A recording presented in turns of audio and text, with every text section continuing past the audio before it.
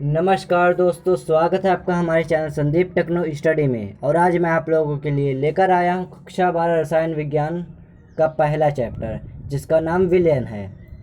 पहला चैप्टर हमारा था ठोस अवस्था, जो अब हमारे सिलेबस में नहीं है। अब हमारा पहला चैप्टर है विलयन। आज हम लोग विलयन के बारे में बात करेंगे। चलिए शुरू करते हैं। पहले हम लोग देखते हैं कि आज हम लोगों को क्या क्या पढ़ना है। आज हम लोगों को क्या क्या पढ़ना है। सबसे पहले हम लोग जानेंगे कि विलयन क्या होता है। विलयन क्या होता है, फिर उसके बाद विलयन की सांद्रता क्या होती है। फिर अगला हमारा क्या आता है, सांद्रता के पद, मतलब कि सांद्रता के कितने पद होते हैं, सभी पदों की परिभाषाएं, सब कुछ हम इस वीडियो में देखने वाले हैं। मैं आपको जानकारी के लिए बता दूं, सांद्रता के कितने पद होते हैं। कमेंट करके बताइए कितने पद होते हैं सांद्रता के। सांद्रता के 10 पद होते हैं, लेकिन हमारे सिलेबस में 9 पद हैं, तो हम लोग 9 पद के बारे में ही पढ़ेंगे। चलिए शुरू करते हैं। पहला है हमारा विलयन। हम जो पढ़ना चाहते हैं और जो हमारे चैप्टर का नाम है, आखिर ये होता क्या है, विलयन क्या है। सभी बच्चे बताएंगे विलयन क्या है, विलयन क्या होता है। बताइए बताइए विलयन क्या होता है। हम बता देते हैं आपको। विलयन विलयन क्या होता है, दो या दो से अधिक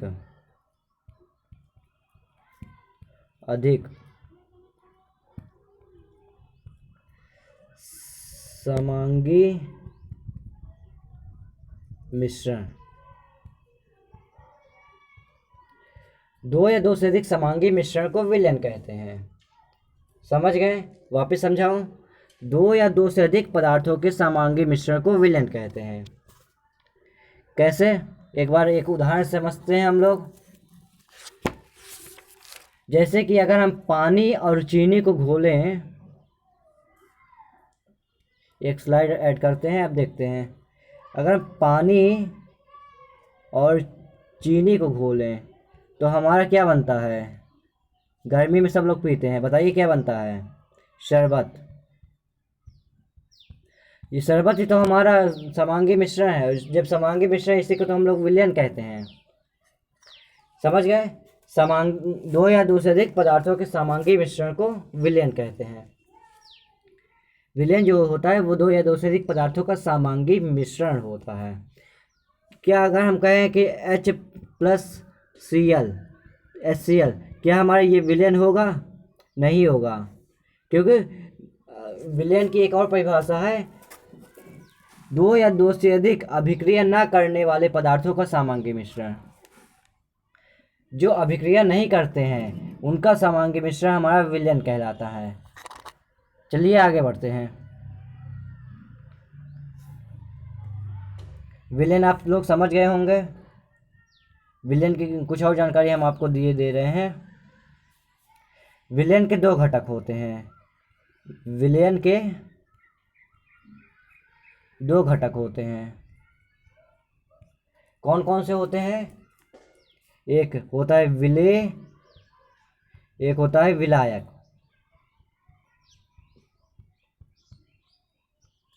और इन्हीं दोनों से मिलकर तो हमारा विलयन बनता है। इनके दो घटक होते हैं, विलेय और विलायक। अब विलेय और विलायक क्या होता है? जिसकी मात्रा अधिक हो उसको विलायक कह देंगे, और जिसकी मात्रा कम हो उसको हम विलेय कह देंगे। समझ गए? चलिए आगे बढ़ते हैं। अगला हमारा टॉपिक आता है विलयन की सांद्रता। विलयन की सांद्रता क्या होती है? फटाफट से बताइए विलयन की सांद्रता क्या होती है। कमेंट करके बताइए, जल्दी जल्दी बताइए। जिसको पता है बताइए, जिसको नहीं पता है वो देख लीजिए, देख कर बताइए क्या होती है विलयन की सांद्रता। विलयन की सांद्रता क्या होती है, बताइए बताइए।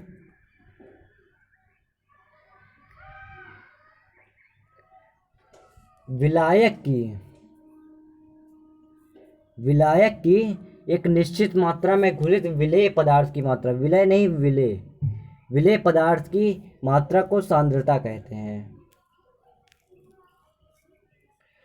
विलायक की एक निश्चित मात्रा में घुलित विलेय पदार्थ की मात्रा को सांद्रता कहते हैं। समझ गए? विलायक की एक निश्चित मात्रा में घुलित विलेय पदार्थ की मात्रा को सांद्रता कहते हैं। एक बार और रिपीट कर दे रहा हूँ, विलायक की एक निश्चित मात्रा में घुलित विलेय पदार्थ की मात्रा को सांद्रता कहते हैं। फिर हम देखेंगे कि हमारे सांद्रता के पद कितने हैं। वैसे तो सांद्रता के बहुत पद होते हैं, लेकिन हम लोग कुछ मुख्य पदों के बारे में ही डिस्कस करेंगे।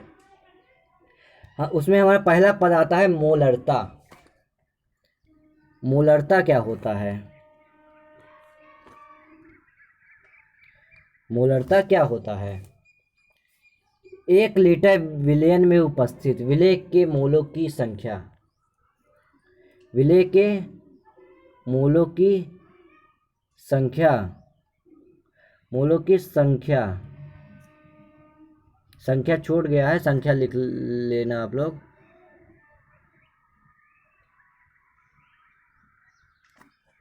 विलेय के मोलों की संख्या, संख्या 1 लीटर विलयन में उपस्थित विलेय के मोलों की संख्या को विलयन की मोलरता कहते हैं। इसका सूत्र कैसे बनाएंगे? पहले आप लोग ये जान लीजिए कि इसको कैपिटल M से लिखते हैं। इसका सूत्र होता है, ये क्या है? विलेय के मोलों की संख्या, विलेय के मोलों की संख्या बटे विलयन का आयतन, विलयन का आयतन, आयतन। क्या समझे आप लोग? वापस रिपीट करूं, मोलरता क्या होता है? 1 लीटर विलयन में उपस्थित विलेय के मोलों की संख्या को उस विलयन की मोलरता कहते हैं।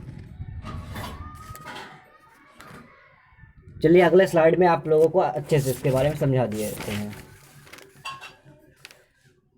जैसे कि उदाहरण की बात करें हम लोग, उदाहरण में क्या लिया जाए? उदाहरण में लेते हैं, जैसे कि लिखा है 2 कैपिटल M, तो इसका मतलब क्या हुआ? इसका मतलब क्या हुआ? इसका मतलब हुआ कि 1 लीटर विलयन में विलेय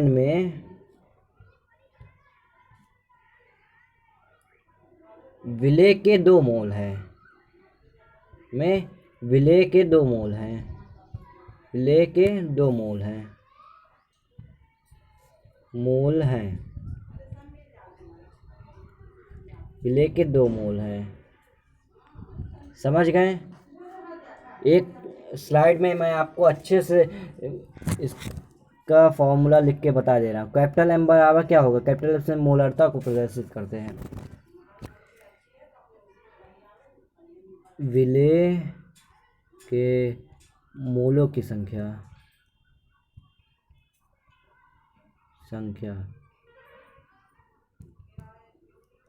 बटे, ये मोल है, मोल बटे विलयन का आयतन लीटर में। विलयन का आयतन किस में लेना है? लीटर में। अब इसकी किसकी बात कर ली जाए? जैसे कि इसकी मात्रक की अगर हम बात करें, मात्रक, मात्रक क्या होगा जाएगा इसका? मात्रक हो जाएगा मोल पर लीटर, मोल पर लीटर, या इसको मोलर भी कहते हैं, इसको मोलर, मोलर भी कहते हैं। चलिए आगे देखते हैं। आगे कुछ इम्पोर्टेंट टॉपिक्स हैं, वो मैं आपको बता दूं पहले। जैसे कि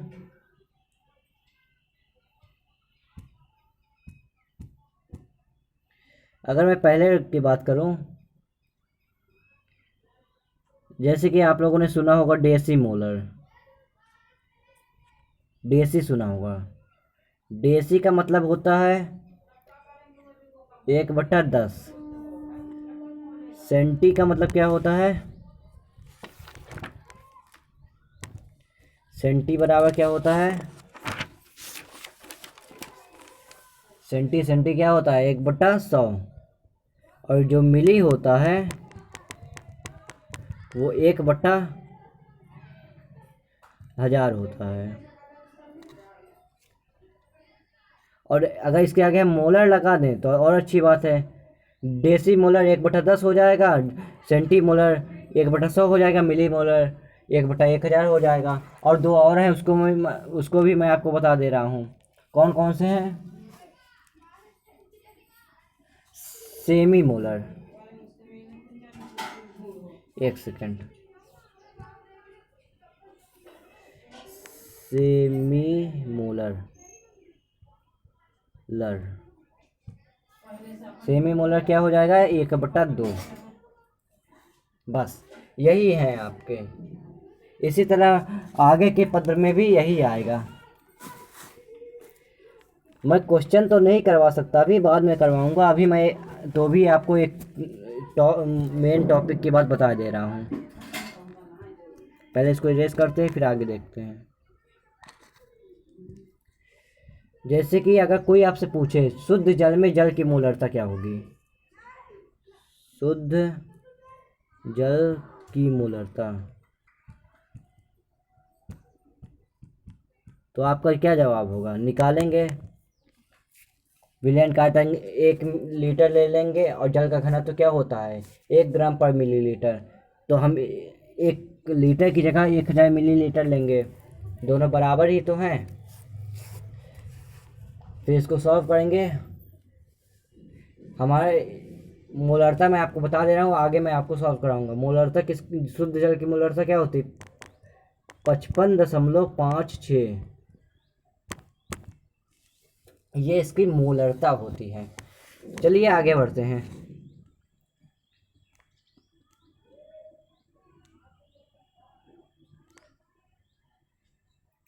अगला है हमारा मोललता। वो था मोलरता, ये है मोललता। इसको इंग्लिश में क्या कहते हैं? इसको इंग्लिश में कहते हैं मोलैलिटी।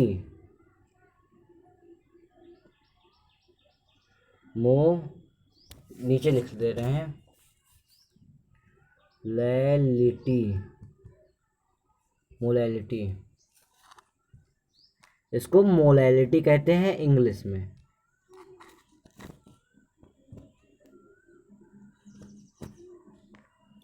चलिए आगे बढ़ते हैं, देखते हैं इसकी परिभाषा में क्या कहा है। 1 किलोग्राम विलायक में घुलने वाले विलेय पदार्थ के मोलों की संख्या। उसमें क्या था? 1 लीटर विलयन में उपस्थित विलेय के मोलों की संख्या। और इसमें क्या कहा है? 1 किलोग्राम विलायक में घुलित विलेय पदार्थ के मोलों की संख्या को उस विलयन की मोललता कहते हैं। मोललता, इसे स्मॉल एम से प्रदर्शित करते हैं। उसे कैपिटल एम से करते थे, इसे स्मॉल एम से करेंगे। और इसका भी अगर हम उदाहरण के लिए बात करें तो ये लिख देंगे, तो ये क्या हो जाएगा? 1 किलोग्राम में विलेय के कितने मोल हैं? 2 मोल हैं। बस सिंपल है। इसके मात्रक की बात करें, मात्रक क्या है इसका? मोल प्रति किलोग्राम। मोल को एन से लिखते हैं, प्रति केजी, किलोग्राम। इसका मात्रक भी होगा। इसमें भी वही डेसी, सेंटी, मिली, सेमी सब होगा, उतना ही होगा जितना होता है। आपको मोल का सूत्र मैंने नहीं बताया। मोल का सूत्र क्या होता है? मात्रा, पदार्थ की मात्रा, अर्थ की मात्रा ग्राम में बटे मोलर द्रव्यमान।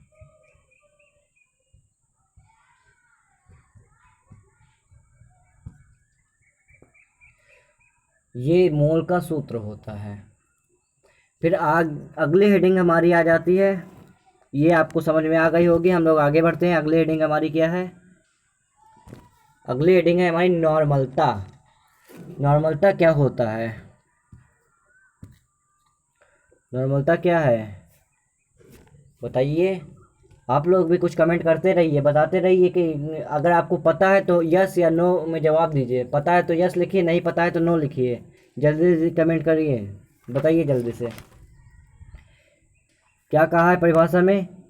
1 लीटर विलयन लेना है, उसमें जो विलय के ग्राम तुल्यांकों की संख्या होगी उसे ही हम विलयन की नॉर्मलता कह देंगे। नहीं समझे? वापस समझाऊं।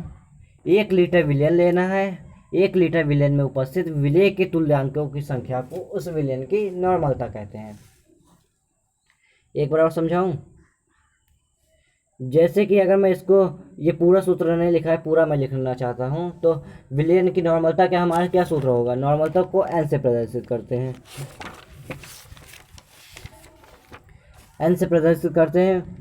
इसका सूत्र हो जाएगा विलय के ग्राम तुल्यांकों की संख्या बटे विलयन का आयतन, लीटर में, का आयतन लीटर में। समझ गए? ये बटा है और ये नीचे लिखा है विलयन का आयतन लीटर में। थोड़ा मेरी राइटिंग में दिक्कत आ रही होगी, मैं आपको पढ़ के बता दे रहा हूँ। तो भी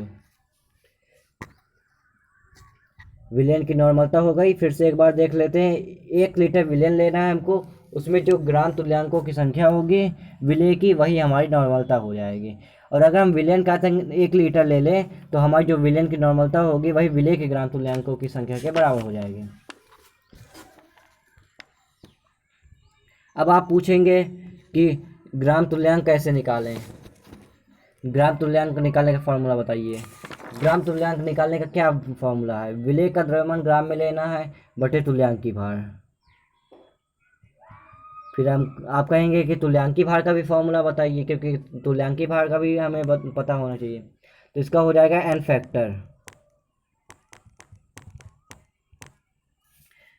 सिंपल, सबका फॉर्मूले बेस्ड है, सब में फॉर्मूला रख देंगे तो आपका आता जाएगा आंसर। चलिए आगे बढ़ते हैं, अगला देखते हैं। अगला हमारा कह रहा है भार प्रतिशतता। भार प्रतिशतता बहुत ही इंपॉर्टेंट हेडिंग है। आखिर ये भार प्रतिशतता क्या होती है?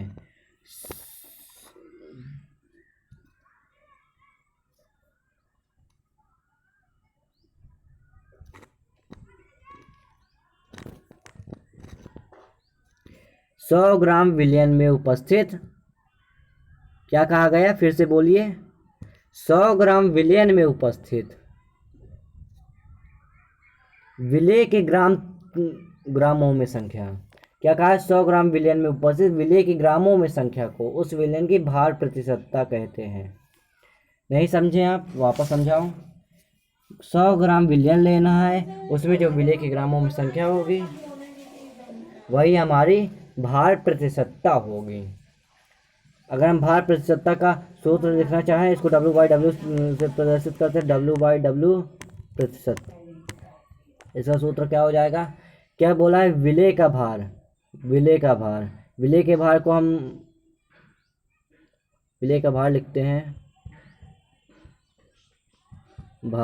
भार तो लेना है, लेकिन किस में लेना? ग्राम में, बट्टे। इस पेज में आपको नहीं समझ में आ रहा होगा तो भी मैं आपको समझा दे रहा हूँ, एक सेकेंड।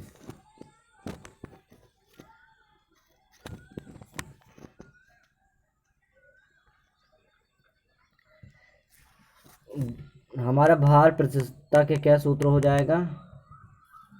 विलय का भार ग्राम में, ग्राम में, बटे, क्या बोला है?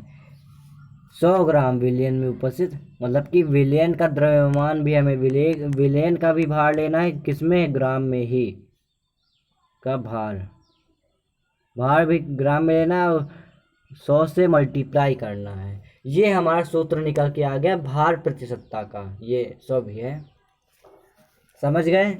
आगे बढ़े, चलिए आगे बढ़ते हैं।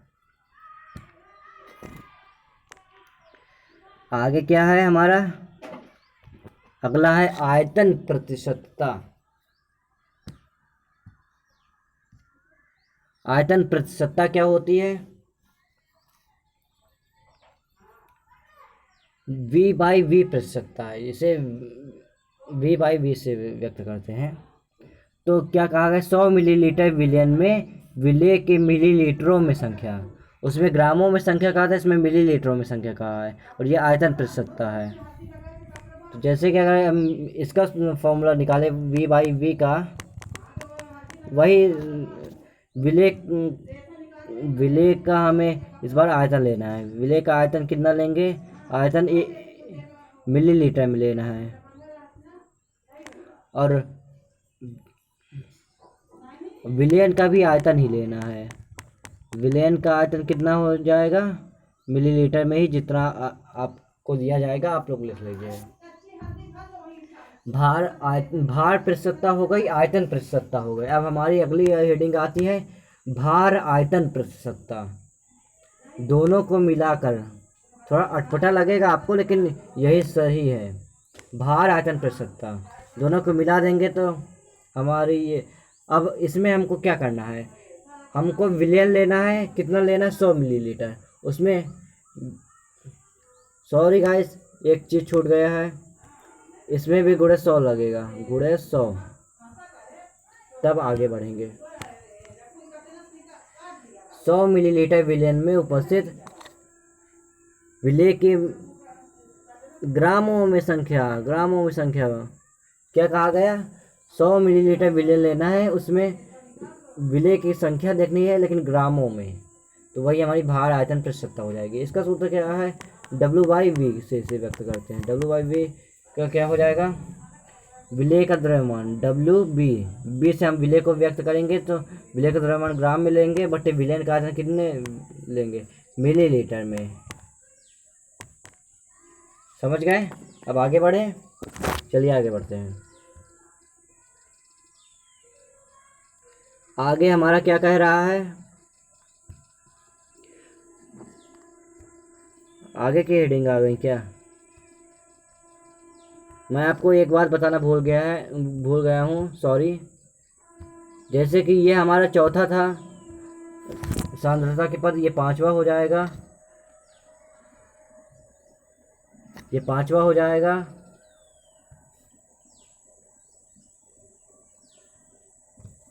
ये छठा हो जाएगा, और ये सातवां है, पांचवा नहीं ये सातवां है। समझ गए आप लोग, चलिए आगे बढ़ते हैं। क्या कहा है, किसी विलयन के किसी अवयव के मोल अंश। अगर हमें मोल अंश निकालना है, मोल का अंश, मोल अंश निकालना है, अंश कैसे निकालेंगे, जिसका मोल अंश हमें निकालना है उसके मोल ले लो। जैसे कि हमें किसी का भी मोल निकालना, जिसके निकालना उसका मोल ले लो, उसका मोल ले लो, बटे में कुल मोल ले लो, जितने भी उसमें दिए हुए हैं अवयव उनके सभी मोल ले लो, सभी मोल। तो ये हमारा मोल अंश निकल आएगा, जिसका निकालेंगे वो ऊपर रहेगा और नीचे सभी मोल। परिभाषा में भी यही कहा है कि किसी विलयन में किसी अवयव के मोल अंश और उस विलयन के सभी अवयव के कुल मोलों की संख्या के अनुपात को मोल अंश कहते हैं, जो मैं आप लोगों को दिखा चुका हूँ। चलिए आगे बढ़ते हैं, आगे देखते हैं। 8वां नंबर हमारा आता है ग्राम प्रति लीटर में सांद्रता। आप तो समझ गए होंगे हमें क्या लेना है, विलय का द्रव्यमान ग्राम में लेना है, विलयन का आयतन लीटर में लेना है, तो ये हमारा ग्राम प्रति लीटर में बन जाएगा। ये यही लिखा है, 1 लीटर विलयन लेना है, उसमें विलय पदार्थ की ग्राम में संख्या लेनी है, वही हमारे ग्राम प्रति लीटर में सांद्रता हो जाएगी। फिर समझाऊं क्या होगा ग्राम प्रति लीटर में सांद्रता। 1 लीटर हमें विलयन लेना है, उसमें विलय का संख्या देखनी है, विलय की मात्रा देखनी है, लेकिन किस में देखनी है, ग्राम में देखनी है, तो वही हमारे ग्राम प्रति लीटर में सांद्रता हो जाएगी। ग्राम प्रति लीटर में सांद्रता क्या हो जाएगी, विलय का द्रव्यमान क्या लेना है, एक सेकंड, विलय का द्रव्यमान हम WB से लिखेंगे, बटे आयतन क्या लेना है, हमें लीटर में लेना है, बस यही है इसका कॉन्सेप्ट, बाकी कॉन्सेप्ट कुछ नहीं है। समझ गए? आगे बढ़ें। अगला है हमारा पार्ट्स पर मिलियन, सबसे इम्पोर्टेंट है। आखिर इसकी जो ज़रूरत हमें पड़ी ही क्यों, हम लोग पार्ट्स पर मिलियन ही क्यों लिखे, बाकी सांद्रताएं भी तो थीं। इसका साफ साफ मतलब ये है कि जब विलय की मात्रा बहुत ही ज़्यादा कम होती है तब हमको सांद्रता को किस में मापना पड़ता है, पार्ट्स पर मिलियन में। ठीक है, पार्ट्स पर मिलियन में। तो इसका सूत्र क्या हो जाता है, वही W/W लिखो। एक सेकंड गाइस,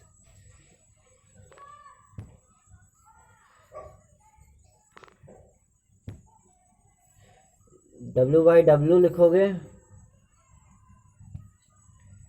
W/W प्रतिशत, उसमें भी जो सूत्र होता है उसमें 10⁶ जोड़ देना है। जितने भी हमारे 3 हैं, W/V, V/V, सब में 10⁶ जोड़ते जाना है, हमारा पार्ट्स पर मिलियन निकल जाएगा। ठीक है, आज की वीडियो में इतना ही। अगली वीडियो कल आएगी हमारी, तब आप लोग देखिएगा। अगर आपको वीडियो पसंद आई हो तो वीडियो को लाइक करें, चैनल पर नए हैं तो चैनल को सब्सक्राइब करें। धन्यवाद। वीडियो को लाइक करें।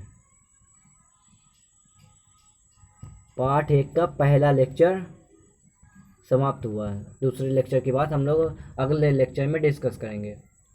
तब तक के लिए धन्यवाद।